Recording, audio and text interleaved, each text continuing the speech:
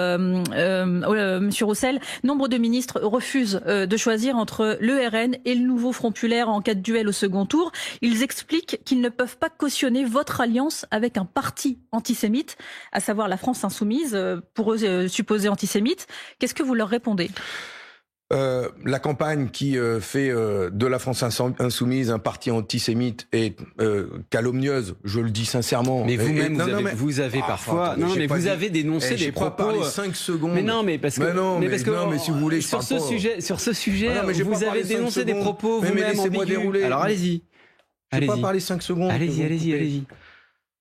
Je dis que pour bien connaître aussi beaucoup de militants insoumis, d'élus insoumis, je trouve que cette campagne est calomnieuse.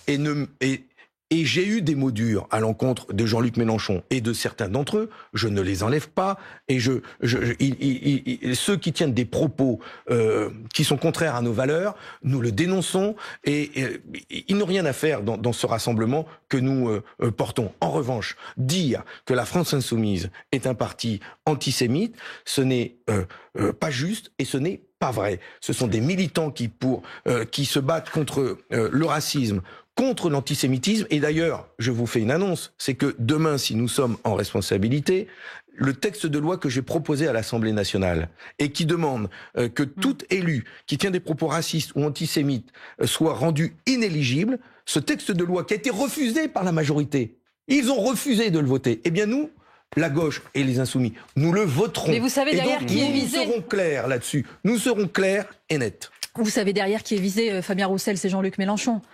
Mais écoutez, Jean-Luc Mélenchon ne se présente pas aux élections législatives et il se dit prêt comme vous à être le Premier ministre qui devra être demain à la tête d'un gouvernement devra être issu de l'Assemblée nationale.